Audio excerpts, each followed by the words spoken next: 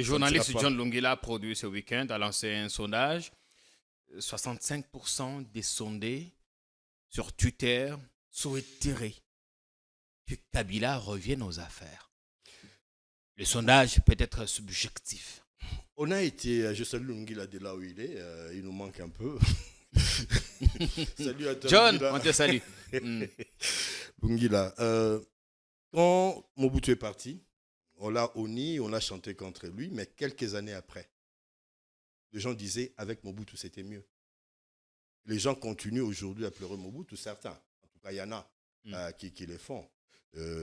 Aujourd'hui, au regard de ce que certains sont en train de vivre, ils peuvent être en droit de penser que de comparer. Parce qu'aujourd'hui, nous avons des éléments de comparaison. Que peut-être avec Kabila, ça aurait été différent. Totikala Setseko Ndenaliuta Na Wax de Mamusika Letoko Maka Légende Na 3.5 4.5 To 5.5 dollars Signature Yalibela et Tikali Inoubliable avec Le wax de Maman Moseka. J'ai une très bonne nouvelle pour vous. Si vous êtes à l'étranger et que vous souhaitez envoyer de l'argent à vos proches qui sont ici au pays, voici l'application qu'il vous faut. SendWave. C'est ultra rapide, sécurisé et surtout sans frais d'envoi. Vous avez surtout l'avantage de gagner jusqu'à 10 € dès votre premier transfert si vous utilisez mon code promo TATOU24.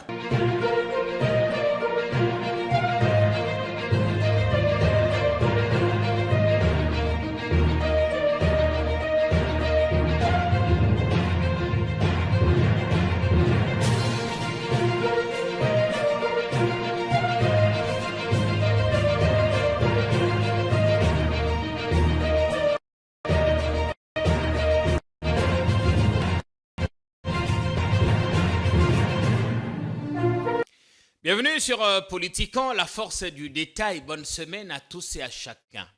Le Congo traverse une zone de turbulence. Le pilote Félix Tshisekedi, s'il est distrait, nous risquons de cracher. C'est l'alerte lancée par le député Justin Bitakura depuis son fief d'Ouvira. Il a tenu un meeting samedi. Justin Bitakura est pro-Tshisekedi. Il demande au président de ne plus se faire entourer des flatteurs autour de lui. On reviendra, si on aura un peu de temps dans l'émission, sur tout ce qui se rapporte autour notamment de la question du changement ou de la révision de la Constitution. Parce qu'il y a de l'autre côté un autre journaliste, un confrère, John Lungila, qui a piloté un sondage sur le retour ou non de l'ancien président aux affaires. 65% des sondés se sont exprimés en faveur du retour de Joseph Kabila. Là aussi, si on aura un peu de temps, on y reviendra. À Kinshasa ce matin, incompréhension entre conducteurs et passagers. Certains s'en sont pris, armés de bâtons, ils s'en sont pris à certains véhicules. Ils ne sont pas d'accord que les conducteurs ne respectent pas la nouvelle grille tarifaire qui est également au cœur des polémiques. On aura un peu de temps dans l'émission pour revenir sur toute la question, mais également l'armée qui se comporte plutôt bien sur la ligne de front. Les loyalistes ont réussi quand même à barrer la route au M23 qui tentait de s'installer dans le sud Kivu. Dans l'émission, on reviendra sur les affrontements qui ont eu lieu ce week-end autour de Massissi et Saké. Chez nous, vous savez, on a une règle qu'on ne commence pas la semaine avec n'importe qui. On a fait le choix d'avoir un chevronné, quelqu'un qui a de la lucidité et qui comprend mieux les choses. Le confrère et grand frère Serge Nseka, l'homme du rendez-vous de Kina. On est content de vous recevoir. Bonne année. Bonne année, meilleurs vœux à toi Jean-Pierre et Merci. à toute ton équipe, à ceux qui suivent, aux milliers de fidèles qui suivent cette émission, tes analyses. Et je t'encourage d'ailleurs d'aller encore plus loin, de nous offrir de moments de réflexion journalistique de qualité parce que ça nous manque un peu. Ça nous manque un peu. On est sur vos traces. Il ne faudrait pas attendre qu'au Koufa pour qu'on dise, mais il était pertinent, il était profond. Voilà. Ouais. En tout cas, je pense que sur l'échiquier journalistique, nous manquons de plus en plus de débatteurs. Et les journalistes a arrêté de créer de l'opinion. Nous suivons l'opinion. Nous sommes devenus de plus en plus des caisses à résonance. Et je crois que le portefeuille oblige. Peut-être, on ne peut pas avoir une presse responsable dans la pauvreté.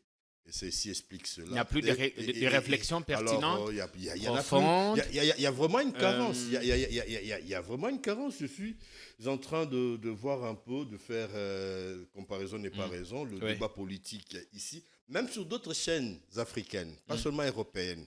Hein, je te disais à Nof ici qu'il y a une certaine élégance, il y a une certaine beauté dans les échanges. Quand les intelligences s'entrechoquent et avec une certaine objectivité, ça devait être ça.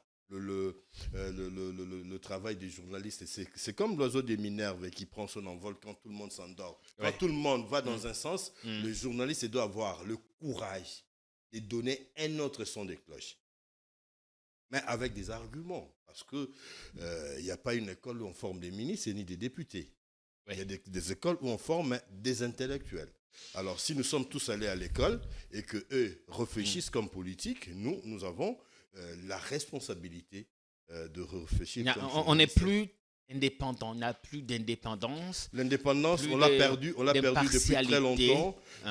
Soit on est dans un camp ou dans un autre. Il suffit de vouloir être objectif, on vous qualifie directement de ce que vous n'êtes pas, quoi. Ça c'est vraiment dangereux. Donc, et nous ne sommes pas. Vous êtes dégoûté, vous, quand vous zappez les télés quinoises, vous regardez le débat tel qu'il se déroule, vous dites, mais tiens, il y a quelque chose qui commence à nous manquer. Il y a d'abord l'intolérance. On a comme l'impression que toutes les chaînes se ressemblent. Okay. C'est les mêmes choses, les mêmes acteurs. Beaucoup de musique, beaucoup de maboké, beaucoup de pasteurs, et puis des crieurs qui viennent chanter les louanges d'un camp comme d'un autre. C'est-à-dire, soit on a sens à 100%, soit on noircit à 100%. C'est pratiquement ça. Et là, nous manquons à notre devoir de quatrième pouvoir. Nous ne faisons pas usage de ces pouvoirs-là qui nous est... Mais maintenant qu'il y a une épée de Damoclès suspendue notamment sur nos têtes, avec le ministre Moutamba qui agite sa menace de condamnation à la peine de mort pour des journalistes qui s'affaireraient à commenter notamment des questions sécuritaires. Là, encore une fois, c'est un coup dur qu'on porte à notre liberté d'expression et de pensée. Moi, au contraire, je suis très à l'aise. Je suis très à l'aise. Le ministre d'État Moutamba est dans son rôle. Je crois que là, il est en train de jouer à la dissuasion, d'anticiper et de faire peur à ceux qui prennent plaisir à dire relayer, Normalement, les fake news. Quand je suis journaliste, avant de publier une information, qu'est-ce qu'il me faut? Je recherche l'information. Je la traite, je compare des sources, j'appelle. Il nous arrive d'appeler des autorités. Et puis, je publie. Quand je publie mon article, mon reportage, c'est en toute responsabilité. Vous pouvez être ministre de la Justice, vous pouvez m'apporter toutes les lois. Je serai très à l'aise et en face du ministre et en face de la loi. Pourquoi on doit avoir peur? Parce que sommes-nous des mercenaires? Sommes-nous des supplétifs, des gens qui veulent détruire le Congo? Non, nous sommes des Congolais, nous sommes des patriotes. Ce que le ministre Mouya nous a demandé à toi et à moi et à toute la corporation d'être patriotes, mais nous l'avons été depuis. On a commencé ce métier à l'aube de la guerre de l'Est du pays. Et à chaque fois, c'est le même discours qui se tient. C'est-à-dire d'abord le Congo. On peut critiquer des gens, mais d'abord le Congo. On peut ne pas aimer Mobutu, Kabila 1, Kabila 2, Tshisekedi, mais nous sommes Congolais. Nous le disons parce que nous voulons le Congo. On peut applaudir Mobutu, comme je venais de dire, des deux Kabila et Tshisekedi, mais au fond, nous restons Congo, nous restons Congolais. Alors, au jour d'aujourd'hui, il y a un besoin, une nécessité de structuration, même dans notre manière de faire. Comment vous faites-vous personnellement pour continuer à garder de la hauteur? D'abord, ce métier, je le fais par passion. Je crois qu'on partage cette même passion. Sinon, on serait dans des organismes, on serait à la Banque mondiale, on serait un peu partout. Moi, je prends plaisir à faire ce travail. J'ai la chance de faire un métier que j'aime et je travaille en m'amusant, même si c'est dur, mais je ne le sens pas. Je pense que beaucoup n'ont pas cette chance-là. Malheureusement, est-ce que ce métier nous paye autant que on l'aurait voulu? La question reste posée. Mais nous en vivons. On fait souvent, parfois de l'apostolat. Maintenant, vous avez pris le débat politique pour vous concentrer sur des questions de développement. Non, je suis dans le débat politique. Mais je crois que la politique politicienne, la politique telle que ça s'est fait pour chanter les louanges de tel ou tel, ne nous avance pas. J'ai dit, nous sommes Congolais. Alors, moi, je me focalise vers le développement, le suivre les projets, ce qui s'est fait exactement. Je peux vous dire exactement ce qui s'est fait à l'intérieur du pays, combien d'argent, comment le gouvernement fait pour mobiliser l'argent, comment la ville de Kinshasa prévoit gagner de l'argent. C'est une manière de faire de la politique. Et justement, de la politique économique. Pas la politique politicienne. La politique économique. Et là, nous pouvons nous permettre de dire ce qui marche et ce qui ne marche pas. Bien, parce ce qui ne marche pas, il y en a beaucoup. Vous êtes tout le temps parti. Oui, ce qui ne marche pas. L'homme de rendez-vous des Quinois. Rendez-vous des Quinois, et c'est une initiative. À un certain moment, on commençait à avoir honte d'être Quinois, parce qu'il y a des gens qui sont arrivés ici nous traiter. Quinois, ouais. Mais j'ai dit, mais c'est quoi ça? Nous avons grandi dans cette ville, né et grandi dans cette ville, et je l'ai dit contre personne. On ne connaissait pas nos tribus. Moi, mes meilleurs amis. Et aujourd'hui, quand je me rends compte, je me dis que c'est ça. C'est vraiment une mosaïque des tribus. Mais on est frères. On est soudés à un point, du nord au sud, de l'est à l'ouest. On a développé cette amitié. C'est cet esprit-là qui fait d'ailleurs notre congolité, parce qu'avec 450 tribus, comment nous pouvons nous regarder comme Batoya Boye, Balobaraminoko Boye, ça ne marche pas. C'est cet esprit-là que moi je cherche à mettre à l'avance. Parce que les locaux à la quinoa, ils commis locaux là. Moi, les locaux, moi, Sony. Non, c'est ça le malheur. On y attache la quinoiserie. Non, c'est le malheur de Kinshasa. Des antivaleurs. KMB, le meilleur école, je te mets à défi. Le meilleures écoles de ces pays se trouve à Kinshasa. Le meilleures universités du pays se trouve à Kinshasa. Le meilleur professeur du pays se retrouve à Kinshasa. Donc, les meilleurs élèves, les meilleurs étudiants se trouvent à Kinshasa. Sauf que Kinshasa, c'est le microcosme, c'est le Congo en miniature. Mais tous ceux qui arrivent de Kinshasa, qui pissent, qui jettent tout, sont vraiment Quinois. Ils ont l'esprit urbain. Disons-le. Vous voulez dire que pas nécessairement, mais en grande partie, parce que prenez Kinshasa d'une certaine année et les Kinshasa d'aujourd'hui qui se saturent, Kinshasa qui ne ressemble plus à rien aujourd'hui. Il y a des gens qui ont vécu à Kinshasa qui n'achèteraient jamais des parcelles le long du fleuve Congo, le long de rivière Makelele, le long de rivière Kalamu. Va voir ceux qui construisent au Bédingaliema. Ils sont Quinois. Va voir. Il y a des endroits que le Quinois respecte. Est-ce que être Quinois, c'est être né, avoir grandi ici, ou c'est plutôt un esprit? Le problème se pose. Être Quinois, être né ici, c'est être Quinois. Mais je me dis, je prends un Indo-Pakistanais qui débarque ici, avec ses millions. Il crée une entreprise, boulangerie, magasin. Il prend 5000 Quinois, il les donne du travail. Vous pensez qu'il n'est pas Quinois? Il est moins Quinois qu'un type qui est né à Kassavoubou, qui vit dans la parcelle familiale jusqu'à 50 ans et qui pense être plus Quinois. Non, je pense que Quinois, c'est lui qui a l'esprit, mais qui sert les intérêts de cette ville, qui les sert pour le plus grand bien. Et moi, je considère, dans mes valeurs, dans ma lecture, ceux qui arrivent ici nous donnent du travail. Ceux qui arrivent ici essaient de répondre aux besoins comme Quinois. Ceux qui arrivent ici prennent des initiatives comme KMB pour donner du travail, pour donner l'information. Vous avez dit, Serge Nseka, qu'il se passe beaucoup de choses qui ne marchent pas.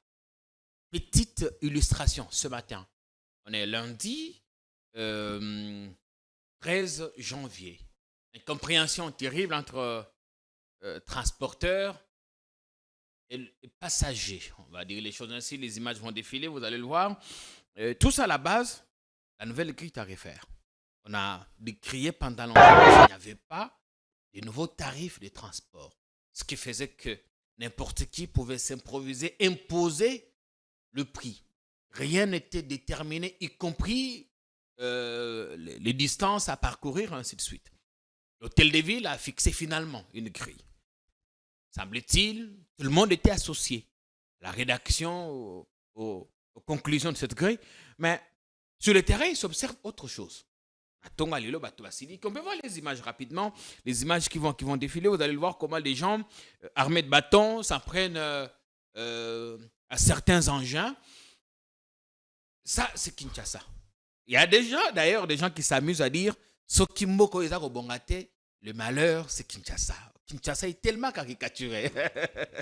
vous qui tenez des rendez-vous des Quinois, vous allez nous dire quelle solution il faut.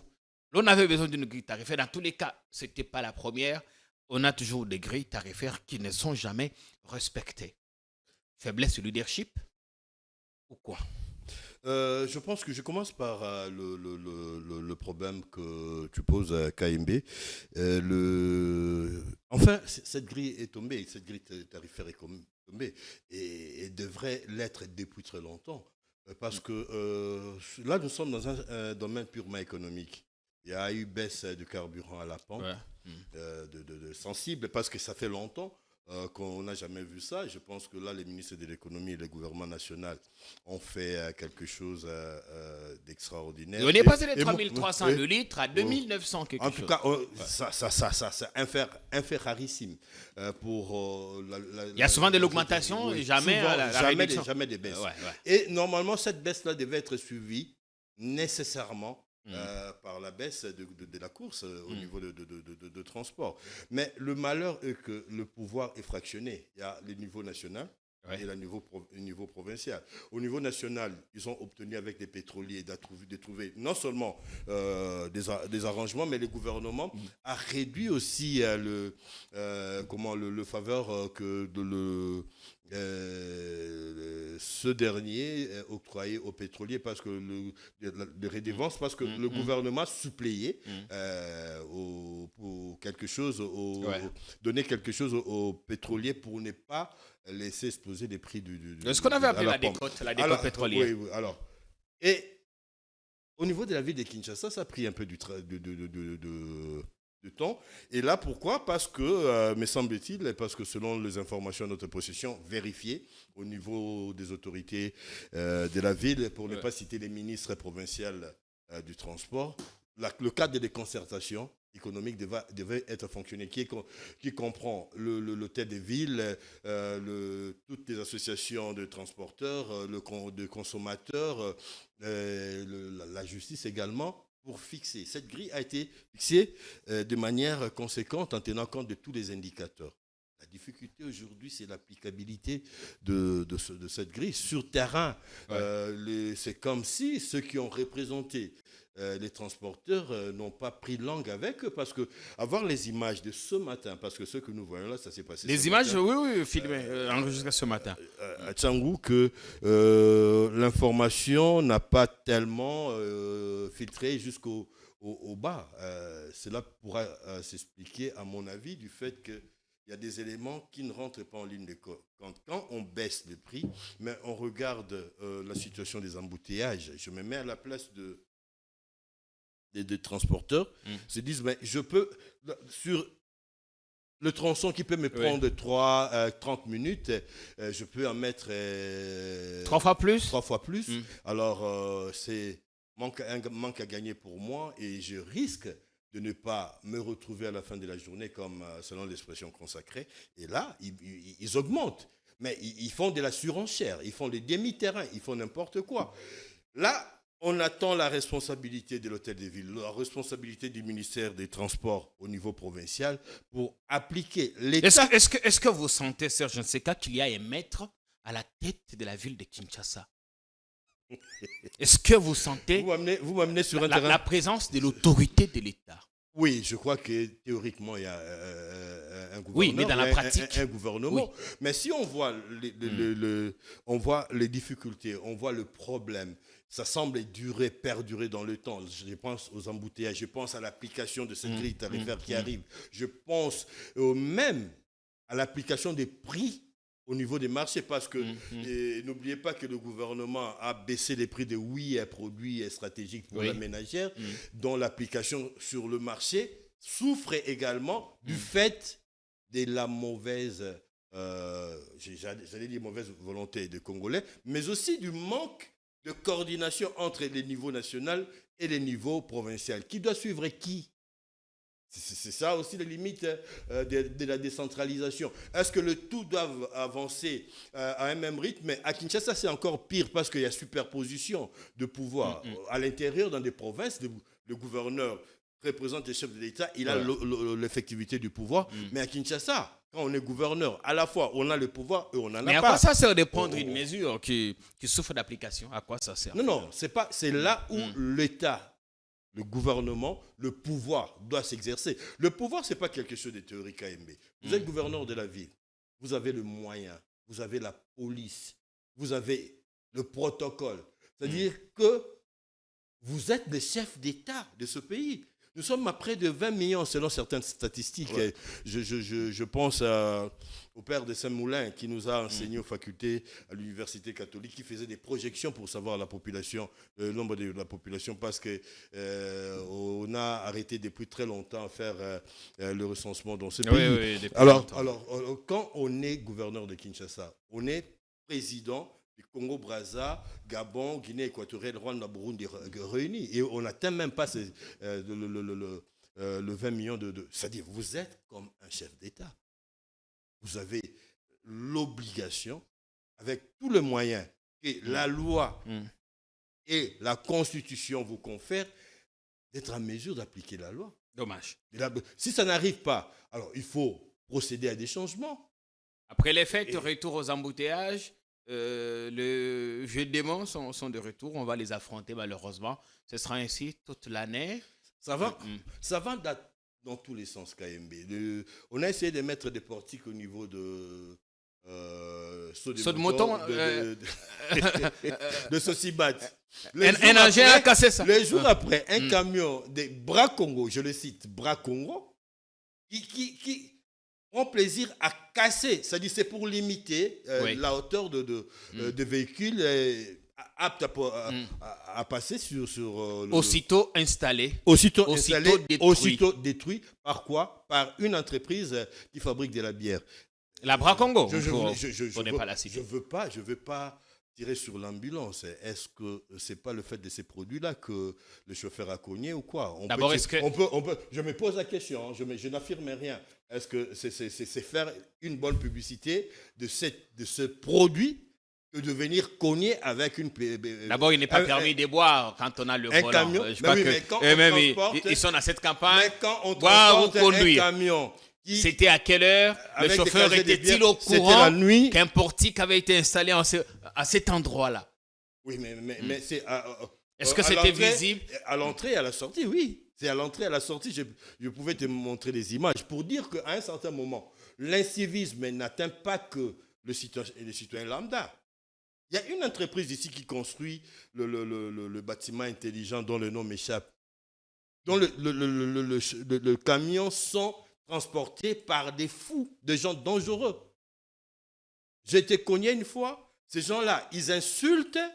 J'ai quelques images sur mon téléphone. Le code de la route, ils ne connaissent pas parce qu'ils travaillent avec le gouvernement congolais. On a des autorités ici qui violent permanemment le code de la route parce qu'ils ont des plaques d'immatriculation cassées. Comment voulez-vous, dans une société où il n'y a pas de patrons? Quand je parle patron, ici, je parle de modèle. Le patron coupe et couture, on met un modèle dessus, on dessine et puis on coupe. Quand il n'y a pas de patron, quand il n'y a pas de modèle, qui va faire quoi? Qui va faire comme qui? Voilà ce qui tue le Kinshasa. Voilà ce qui tue le Congo. Ce qui était censé, c'est-à-dire avoir des responsabilités aujourd'hui, être élevé, vous confère aussi autant de responsabilités. Nous parlons du gouverneur de la ville de Kinshasa. Pourquoi? Parce que c'est lui le numéro 1. C'est lui qui porte toute cette charge.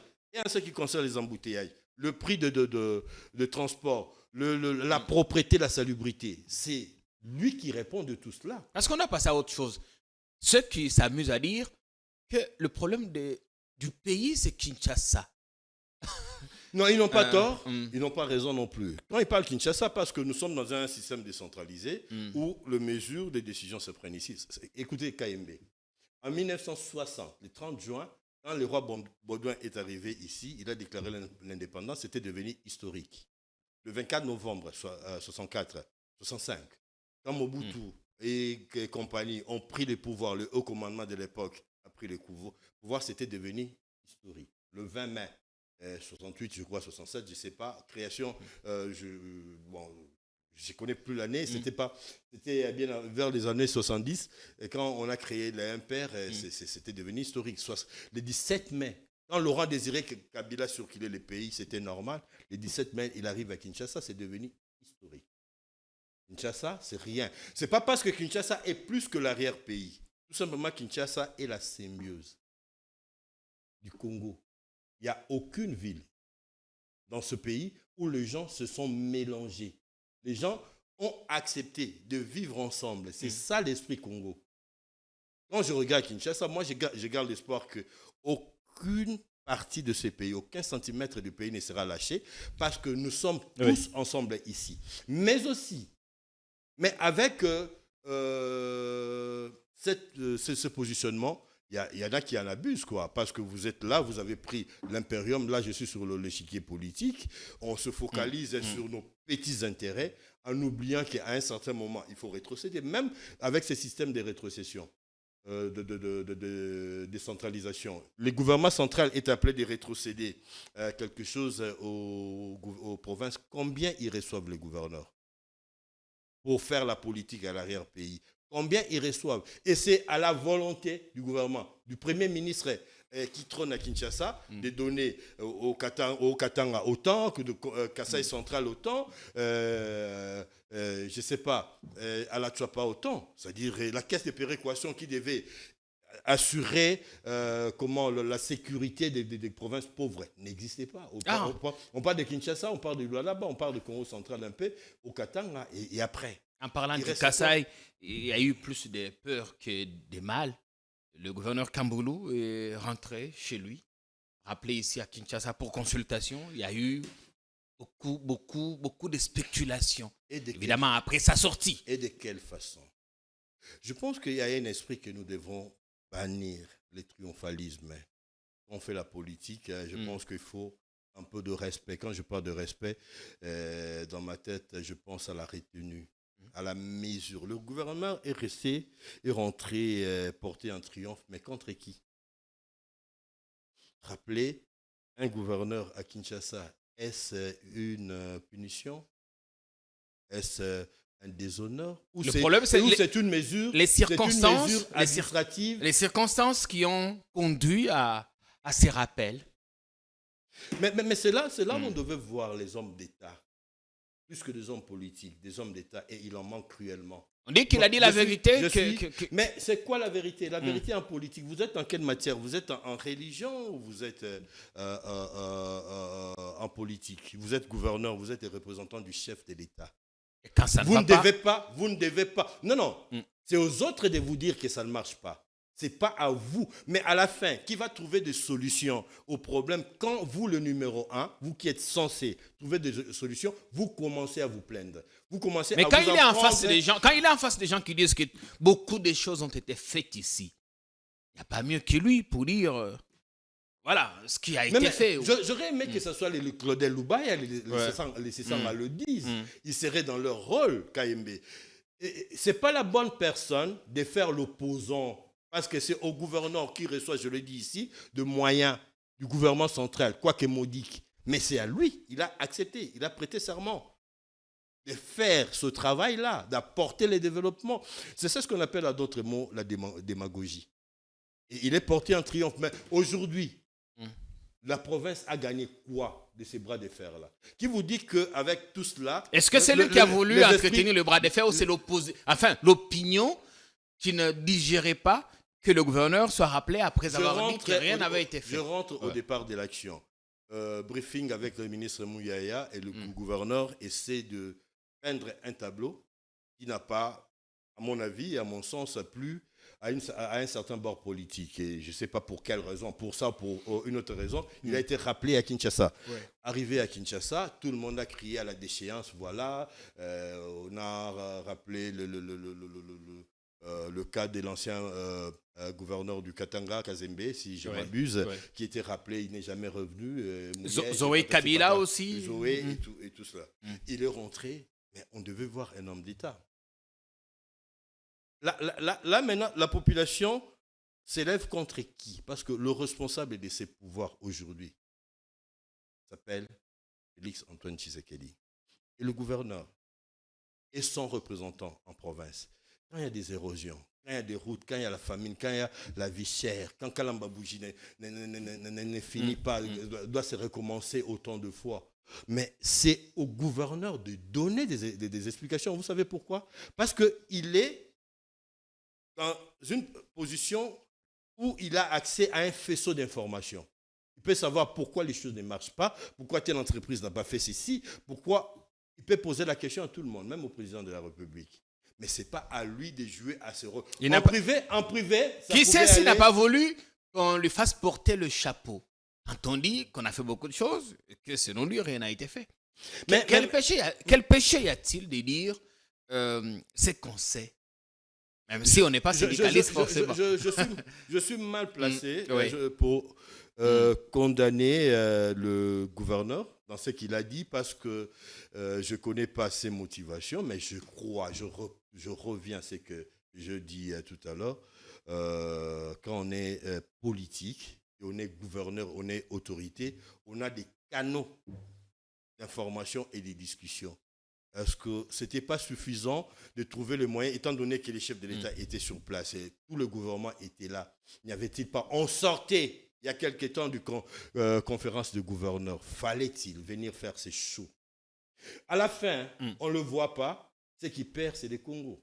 C'est la qualité de l'homme politique aujourd'hui. C'est la qualité, et ils sont nombreux malheureusement. Vous avez dit que vous ne souhaitez pas des chanteurs, des djalilistes, mais quand on dit des choses, quand on décrit le tableau tel qu'il se présente, pourquoi ça vous fait mal? Mais ça me fait pas mal. Moi, le problème, c'est la qualité de la personne qui se plaint. Je pleure sur la qualité des hommes politiques congolais. On manque des hommes d'État. Un homme politique, un homme d'État ne se comporterait pas de cette façon-là. Un homme politique doit appliquer. Mais si tu veux obtenir quelque chose pour ta province, tu as le numéro 0 de ces pays. Après Dieu, c'est lui. Mais si vous voulez obtenir Kalamba Bougie, si vous voulez obtenir des routes, si vous voulez obtenir des entreprises, la lutte contre les érosions, mais le chef de l'État était là, le gouvernement tout entier, Madame Souminois, était là. Fallait-il faire cette sortie? Je te pose la question sans te la poser. Et c'était pour quel avantage? Oui, démontrer que je me dédouane. Donc, justement, on fait le Ponce Pilate et après. Bien, après. Après, on revient ici, il y a tellement de choses à dire. On reviendra sur ce que Bitakura a dit, que nous traversons une zone de turbulence. Et si l'on y prend garde, l'avion risque de cracher. Mais avant lui, il y a la polémique autour de l'exécution, de l'application, de la peine de mort. Quelques Kuluna ont été envoyés dans des prisons de grande sécurité. Et d'autres attendent évidemment d'être exécutés. Il y a une note, une dépêche de CNN attribuant au ministre Mutamba l'exécution des 120 détenus. Information vite démentie par le ministre. Et d'ailleurs, CNN a dû exprimer sa désolation après la publication de cette info. Certains voudraient bien qu'on regarde la cruauté que ces jeunes, sans foi ni loi, imposent aux habitants, qu'il leur soit appliqué un châtiment correspondant à ce qu'ils font. D'autres pensent à la sacralité de la vie. Et toutes ces ONG autour qui vous disent ouais, il ne faut pas toucher aux droits humains, l'homme, tout ça, la personne humaine est sacrée. Que doit-on faire? Mutamba, la menace qu'il agite maintenant, elle s'étend aux politiques, aux religieux, à quiconque diffuserait des fake news sur des infos, les infos sécuritaires. Mais pour ne rester qu'au niveau des Kuluna, il faut rappeler en passant qu'à Lubumbashi, un confrère Adonis Numbi a été sauvagement assassiné par les mêmes. les mêmes types. Vous avez la parole. À la suite de Adonis, je réitère mes condoléances à sa famille. Et on a vu aussi le respect que les autorités accordent aux journalistes. Donc, il a fallu que le confrère du Haut-Katanga élève la voix pour qu'enfin le gouverneur... Oui, le premier jour. capitule Le premier jour, il n'avait pas été reçu. pour que le gouverneur capitule Ouais. et reçoive enfin le journaliste. Il n'y a pas longtemps, il y a une consort de la RTNC qui avait fini son service et a été tuée. Je ne te parle pas de ce qui se passe au quartier Mama et moi aujourd'hui. Au quartier Mama et moi Pompage, trop. Il n'y a pas 2 semaines, on venait de tirer sur un agent de CanalSat, un tenancier de bar et un cambiste à Mboudi, 6 portes. Sans parler de tout ce qui se passe un peu partout à Kinshasa, la cruauté. Les organisations des droits de l'homme, où sont-ils? La sacralité de la vie pour ces victimes-là, on ne le voit pas. La vie devient sacrée quand il s'agit de Koulouna, de fauteurs de troubles, et ceux qui fauchent la vie des autres. Il doit y avoir une égalité dans la considération des infractions. Parce que imagine des journalistes comme toi et moi qui se font faucher. Et on dit, voilà, nous-mêmes journalistes, nous allons revenir pour crier la sacralité de la vie. Même ta vie est sacrée. On est à ce moment. Alors, on est dans un contexte sointant, on ne peut pas appliquer parce que... Je reviens à à l'action du ministre Moutamba. Il a parvenu à lever le moratoire. Le moratoire, c'est une suspension qui dure dans le temps. La peine de mort a été rétablie, autant que dans certains États des États-Unis, dans certains pays du monde.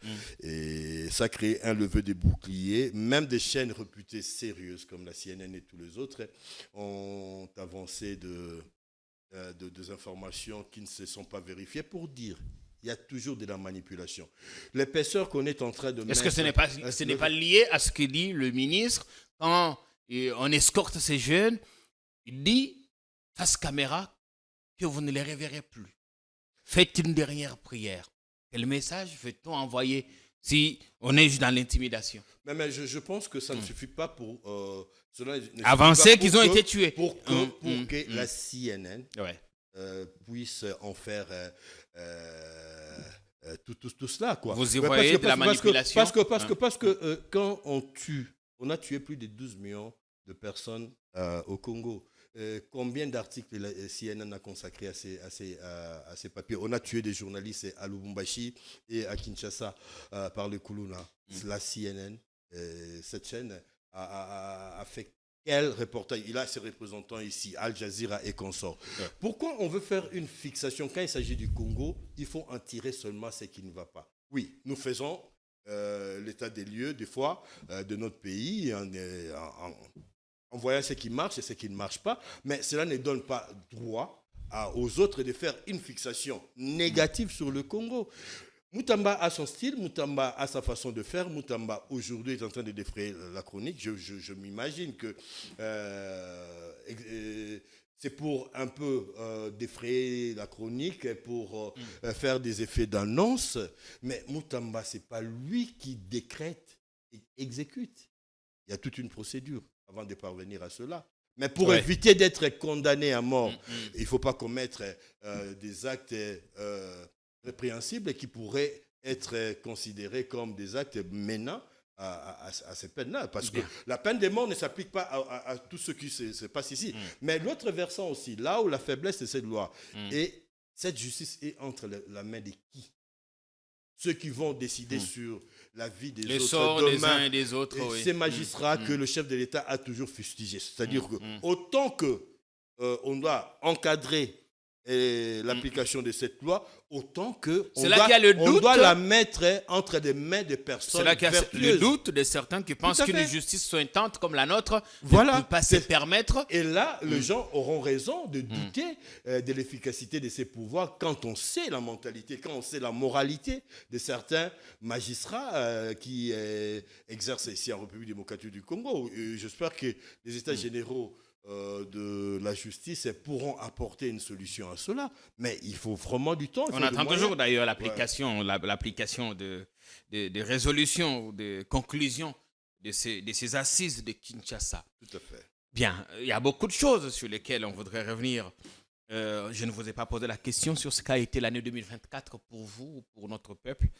Une année de satisfaction, de pleurs, grincement des dents, comme depuis des années, depuis des décennies maintenant, on a comme l'impression que chaque année, nous perdons une partie de notre sourire, une partie de notre joie. Parce que enfermés ou encerclés par des mots autour de nous, la misère, la galère, manque d'électricité, d'eau potable, des routes, embouteillages, mauvaise gouvernance, gabégie et tout ce qui va avec. Depuis des années, nous pleurons nos frères et nos sœurs qui sont aujourd'hui à plus de 12 millions touchés par cette tragédie de l'Est du pays. Cette année a apporté encore beaucoup, je pense, aux provinces riveraines du fleuve Congo, beaucoup de misères suite à l'hécatombe que nous avons vécu ici, la montée des eaux. Beaucoup ont été victimes de cela. Et jusqu'à présent, ils s'en sont pas remis. Et là encore, on n'a pas senti l'implication du gouvernement. Il y a eu beaucoup de promesses, il y a eu beaucoup de choses. Cette année, il y a eu beaucoup de difficultés. Beaucoup de personnes proches nous ont laissé aussi. Je ne vais pas faire la comptabilité de tous, mais aussi cette année, nous avons vu l'avènement d'une dame à la tête du gouvernement. Nous avons vu la montée du budget de l'État. Nous avons vu la volonté du gouvernement de baisser les prix au niveau du ministère des denrées alimentaires. Et on a vu la réalisation. Moi, je fais quelques descentes sur terrain de PDL 145 territoires, même si ce n'est pas réalisé à 100%.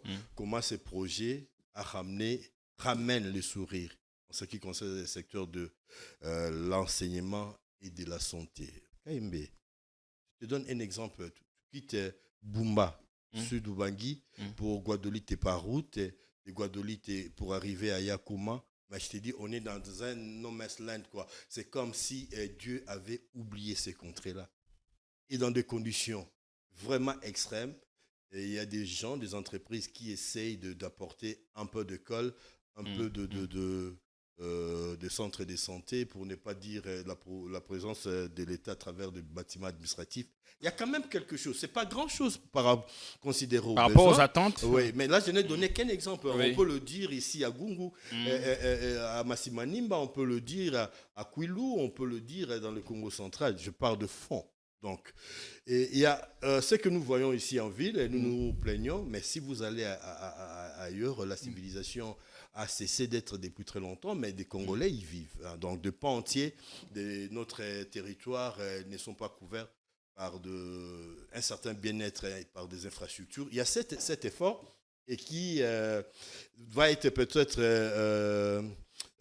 remonté à travers le PDL2 qui va apporter des routes et des dessertes agricoles, qui va apporter un appui sur le plan de l'agriculture, de l'énergie, l'eau et l'électricité. Mais il faut une conjugaison d'efforts. Il faudrait une conjugaison d'efforts.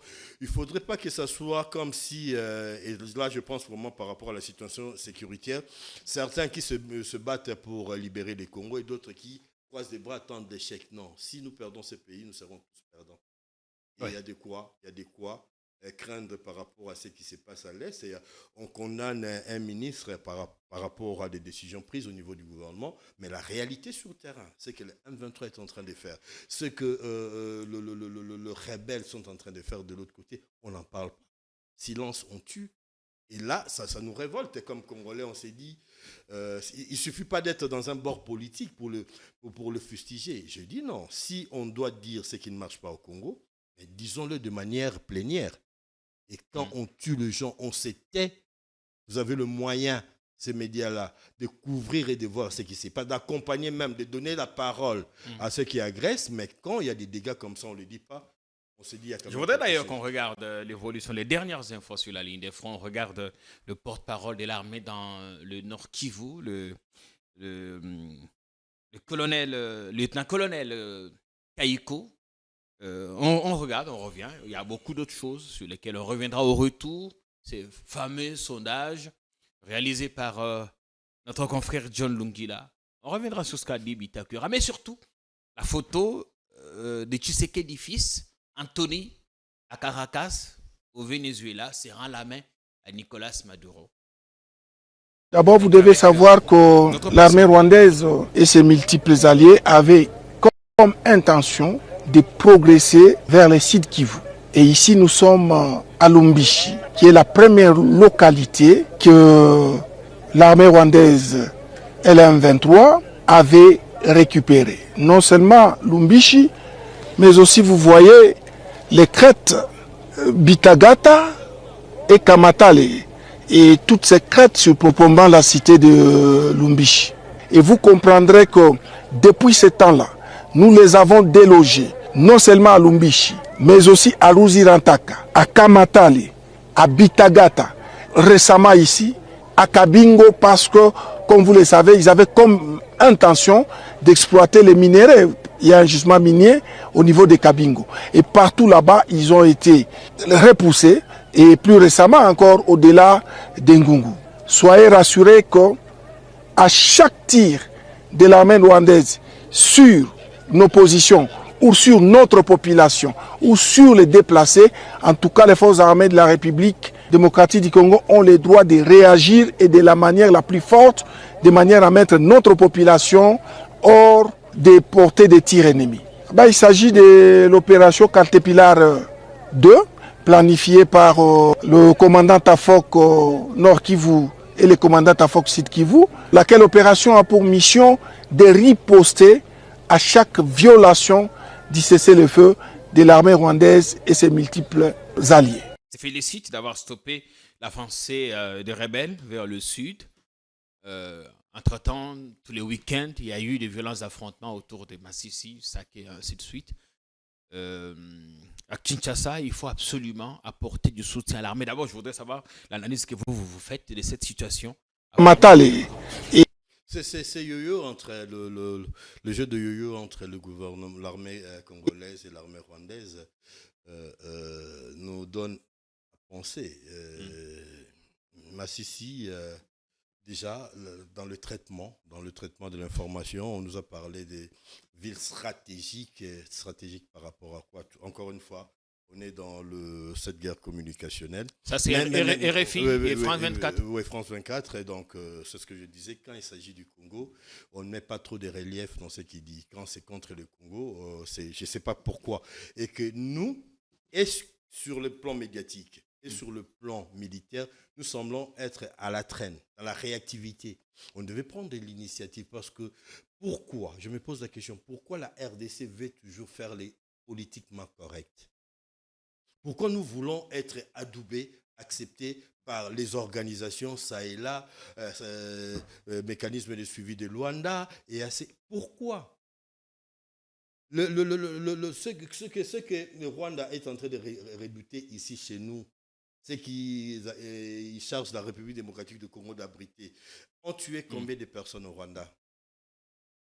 Nous pouvons nous fonder sur ce que nous avons, 12 millions de morts, des incursions, la présence de l'armée rwandaise, les soutiens au M23 pour agir en conséquence.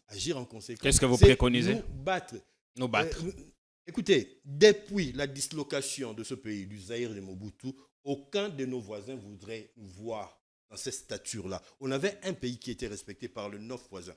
Je dirais même les 10 parce que l'embouchure du Congo constitue aussi une frontière. Mais qui de 9 voisins aimerait voir ce pays dans la stature du Zaïre de Mobutu? Personne. Il ne faudrait pas compter sur nos voisins. Ils en profitent. C'est comme un éléphant qui est à terre, tout fourmi, tout vient pour se servir. C'est à nous de comprendre ce que nous sommes. Nous ne sommes pas n'importe quel pays. Est-ce qu'on a compris? Nous avons compris. Si vous ne comprenez pas, nous, on a déjà compris depuis. Et quand je parle ici, je le dis en conséquence. C'est-à-dire que nous sommes un grand pays, un leader appelé à apporter. Sur le plan de l'énergie, nous avons plus de 100 000 mégawatts en République démocratique du Congo, dont 40 est emmagasinés à Inga, dans le Congo central. On n'en exploite que 2, quelques pourcents. À quand le Grand Inga? Si nous avons tous ces moyens-là, mais on peut oublier les minéraux. On peut tenir nos voisins en respect parce qu'on leur offrirait de l'électricité et leur avenir dépendrait du Congo. Ce n'est pas stratégique ça. Nous avons la forêt. Aujourd'hui, l'avenir de l'humanité se décline notamment grâce à la forêt équatoriale, la forêt du Congo. Et si on dit, nous, on va se mettre à couper tous les arbres tant que vous n'allez pas assurer la sécurité, vous ne pensez pas que les choses changeraient?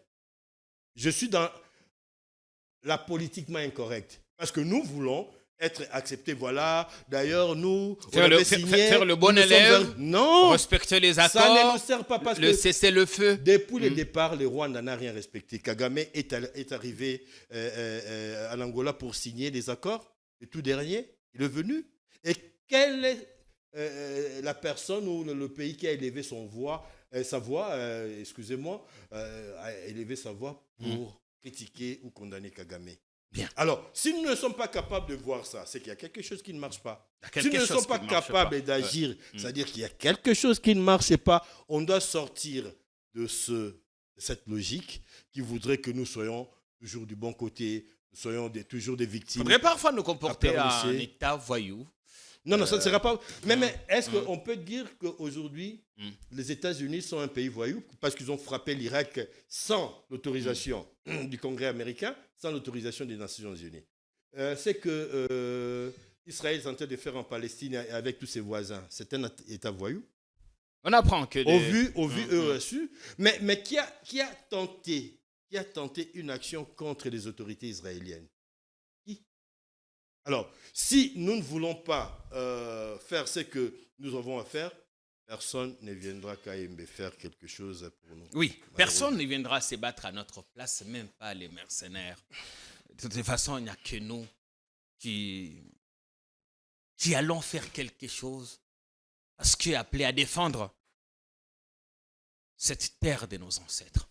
Il y a une photo qui va apparaître à la télé, vous allez donner votre avis avant de revenir sur ce qu'un Pro Tshisekedi a dit ce week-end, le fils du président. Il ressemble à son père, tel une goutte d'eau. Il était au Venezuela, à l'investiture de Nicolas Maduro, une élection contestée là-bas par l'opposition, tout comme celle qui a eu lieu au Mozambique. Il n'était pas seul en tenue, il y avait le premier vice-président du Sénat. Le président Tshisekedi était attendu en dernière minute. Il a dû déléguer un représentant. Ben, la photo fait le tour du web et tout ça. Si vous n'avez pas de commentaires, on peut passer. Non, je me pose la question. On a présenté la photo parce qu'il s'agit du fils Tshisekedi ou parce que le Congo va dans le mauvais côté de l'histoire. Parce que le président Maduro est considéré tel qu'il est considéré. Mais si c'est seulement parce qu'il est fils Tshisekedi, je pense que le débat, on ne perd pas le temps, quoi. Ça aurait été notre Congolais. Et j'aurais voulu qu'on puisse poser la question de manière objective, de manière qualitative, de manière politique. Est-ce qu'un pays qui est mis au banc par la communauté internationale, pourquoi nous devons aller là-bas quand nous-mêmes, évidemment, c'est un pays qui se défend. Je me permets de me poser la question et de me répondre. C'est un pays qui se défend contre l'impérialisme des autres, à qui on veut en imposer, même si on pense qu'il en fait trop. Mais Kagame a fait combien d'années? Sassou a fait combien d'années? Biya a fait combien d'années? Alors, qu'on arrête un peu de faire... Ce paternalisme, selon vous, ne tient plus. Pardon? Ce paternalisme ne tient plus, selon vous? Mais maintenant, ça ne tient plus. Je pense que c'est révolu. Au jour d'aujourd'hui, même les États-Unis doivent faire face à des problèmes internes. Il y a surtout la France en ce moment. Je pense à ce qui se passe en Californie aujourd'hui avec le feu. Et les dommages sont estimés à 50 milliards de dollars. C'est énorme. C'est énorme. Il y a au moins 10 millions d'habitants qui ont été évacués. Je pense que tout le monde a ses soucis. Qu'on arrête de faire des débats parce qu'il s'agit de fils. C'est un Congolais. Et ça aurait été vous. Vous aurez un fils compétent, vous le caserez quelque part. Et si c'est par népotisme, là, ça devient notre problème. Moi, je parle en journaliste et je ne parle pas politique. Ouais. Et la question aurait dû être il y est allé à quelle qualité? À ces niveaux-là. Non. Le problème, le vrai problème qui peut concerner les intelligences aujourd'hui. Pourquoi ces rapports-là avec Maduro? Ouais. Je crois. Vous l'avez pas Le posé. débat devrait être à ce niveau-là. À ce niveau. Et pourquoi? Mais justement, je me répète, il y a une forme d'impérialisme des États-Unis qui en impose à tous les autres pays. Maduro, c'est quelqu'un qui déraille, qui ne sert pas, qui n'est pas politiquement correct aux yeux de la communauté et de l'Occident. Ce rapprochement avec Caracas ne risque-t-il pas d'être très mal interprété par certains de nos amis? Nous devons être validés par qui avant d'entrer en relation comme pays avec un autre? Nous devons être sous les ailes de qui avant d'aller à gauche ou à droite? Mais un peu de dignité. Un peu de dignité. Comme pays, un peu de dignité. On peut discuter de nos choix à l'interne, mais parce que qu'il nous soit dicté. Parce qu'il s'agit de fils Tshisekedi, parce que... Non. Le problème est mal posé à mon sens. Hein. Ça peut se discuter. Le problème est mal posé. On aurait dû poser le problème par rapport à la politique internationale, par rapport à la diplomatie internationale. Pourquoi nous allons là-bas? Et là, je pense qu'on aurait de quoi dire. Il y a un député qui a dit qu'on traverse une zone de turbulence. Il demande au président d'éviter de se faire entourer de flatteurs. Sur Internet, quelqu'un a dit qu'il était lui-même un de ces flatteurs. Je parle du député Justin Bitakura qui lançait l'alerte ce week-end. Et puis, Ouvira, son fief électoral. Le son est en Swahili, on ne saura vous le balancer, mais on peut quand même commenter sur ce qu'il a dit. Kaimbe, le vrai problème de notre pays est un problème de casting. J'ai dit, on n'a pas des hommes d'État. Mais il faut reconnaître quand même dans ce que l'honorable Bitakouira dit, il y a de vrai. Nous traversons une zone de turbulence dans ce sens que sur le plan sécuritaire, les choses ne s'arrangent toujours pas. Sur le plan politique aujourd'hui, on fait la chasse à la sorcière. J'ai vu quelques politiciens aller parler avec le président Kabila à Nairobi, si je m'abuse, oui. Et qu'il soit mis au banc des accusés. J'ai dit non, ça ne marche pas comme ça. Ça ne marche pas comme ça. Kabila était président de ce pays. Il a fait ce qu'il a fait. Kabila, si on doit citer, je peux citer un de ses hauts faits, il a permis la réunification de ce pays. Les gens oublient d'où nous venons. Je parle comme Congolais. Je n'ai pas de parti politique, je n'ai pas d'attache politique. Kabila a permis la réunification de ce pays. Ne serait-ce que pour ça. Il mérite beaucoup de respect. Autant que nous allons respecter le président Tshisekedi après l'exercice de son pouvoir. Donc nous devons rentrer dans ce schéma-là. Tant qu'il n'y aura pas de zone, de cadre de concertation, de zone d'attente entre l'opposition et le pouvoir, surtout pour des grandes questions liées par exemple à la sécurité, au bien-être. Là, on a lancé l'idée des changements de révision, réforme de la Constitution, mais ça doit se faire de manière concertée, sinon ça risque de nous sauter à la figure. Nous avons intérêt à intégrer la composante respect dans nos rapports d'État. Nous devons considérer le pays comme un bien commun que nous avons tous en partage et que ceux qui sont au pouvoir devaient garder un espace d'écoute et de respect par rapport à ceux qui ne sont pas là. Si cela n'est pas fait, c'est justement la grande zone de turbulence parce que certains risqueraient de travailler pour les autres, l'échec des autres et ça ne sera pas pour le bien-être des Congolais. Le journaliste John Lungila, produit ce week-end, a lancé un sondage. 65% des sondés sur Twitter souhaiteraient que Kabila revienne aux affaires. Le sondage peut être subjectif. On a été, je salue Lungila de là où il est, il nous manque un peu. Salut à toi, John, Lungila. on te salue. Lungila, quand Mobutu est parti, on l'a honni, on l'a chanté contre lui, mais quelques années après, les gens disaient avec Mobutu c'était mieux. Les gens continuent aujourd'hui à pleurer Mobutu, certains. En tout cas, il y en a qui le font. Aujourd'hui, au regard de ce que certains sont en train de vivre, ils peuvent être en droit de penser de comparer. Parce qu'aujourd'hui, nous avons des éléments de comparaison. Que peut-être avec Kabila, ça aurait été différent. Mais par rapport à la loi, je reviens à la loi. 2 mandats, vous dégagez. Et écoutez, ça, c'est peut-être de vœux de certains Congolais que nous respectons. Peut-être qu'aujourd'hui, Tshisekedi va donner à Kabila l'occasion de revenir s'il touche à la Constitution. Est-ce que la Constitution sera, actuelle mais interdit à Kabila on de revenir? repartira des zéros, cher ami.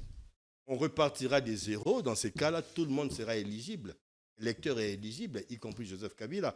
Donc, quand on prend des mesures, il faut vraiment voir tous les versants, quoi. Donc, tous les côtés. Sinon, demain, si on change de constitution, Kabila reviendra à la Zoro. Peut-être avec la chance de gagner, peut-être pas. On a fini, Serge Nseka. Vous regardez la déjà. caméra, adressez-vous, oui, ça allait vite, une heure du temps d'antenne. Adressez-vous à notre peuple qui nous a suivis, soit sur des sujets évoqués ou d'autres sujets qui vous passionnent, sur lesquels on n'est malheureusement pas revenu. Je souhaite, comme on est au début de l'année, de vœux de meilleur à tout le peuple congolais.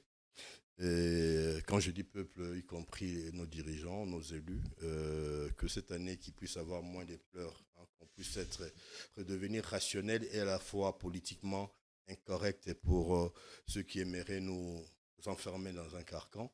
Je souhaite un développement à notre pays, surtout au Congo profond, parce que nous sommes un trou noir si nous regardons l'arrière-pays. Et je souhaite assez que le bonheur, les richesses soient partagées. Et là, j'invite toutes les structures habilitées à contrôler les recettes et les dépenses de l'État de se mettre au travail, particulièrement l'inspection des finances, générale des finances, avec Jules Alinguet, de nous aider, autant qu'il a fait dans la révisitation du contrat chinois qui nous permet aujourd'hui d'avoir quelques routes et quelques infrastructures sociales dans le cadre de PDL 145 territoires qui montent en puissance, que nous respections le bien de l'État, les biens communs, que nous respections le code de la route. Qu'est-ce que je voudrais dire? Le code de la route et la circulation. Nous ne devons pas vouloir une chose et son contraire. Si nous ne sommes pas disciplinés, on n'aura jamais un pays bien. On sera là à envier les pays des autres.